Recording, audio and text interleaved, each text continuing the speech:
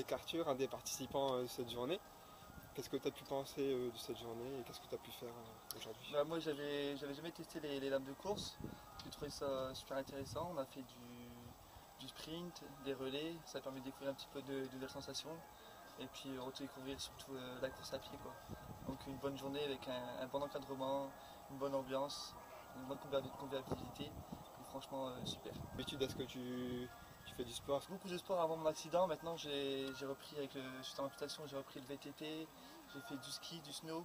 Et donc là, la course à pied, bah, c'est encore quelque chose de nouveau dans mon palmarès. Mhm. Et c'est encore de nouvelles sensations. D'accord. Donc, voilà. La natation aussi, j'ai fait. Est-ce que c'était la première fois que tu pouvais tester ce type de matériel ou... Ouais, c'est la première fois que je testais des lames. Un petit peu d'appréhension au début, et vite pris l'habitude et à l'aise et des bonnes sensations.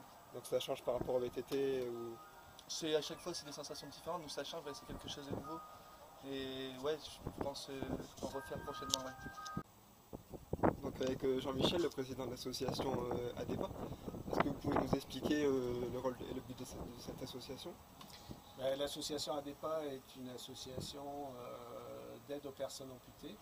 Donc les personnes nouvellement amputées peuvent nous faire appel, on les conseille, on essaye de répondre à leurs questions. Il y a aussi des permanences dans les centres de rééducation pour pouvoir rencontrer les patients.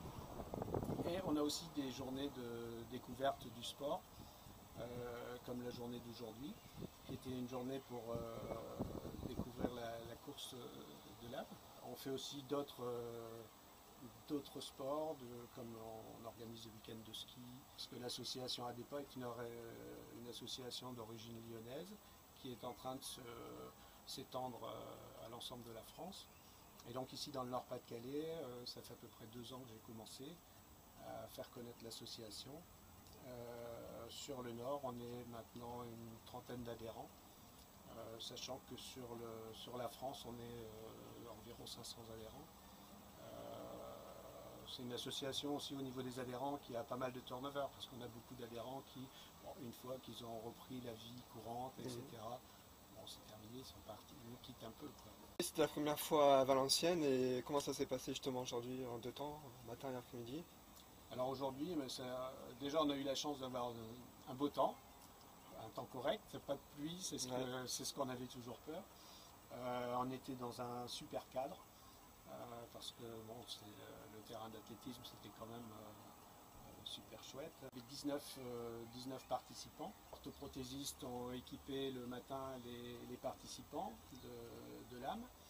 Les kinés ergo du centre de la Rocheville les ont formés, donc toute la matinée a été consacrée à l'apprentissage de la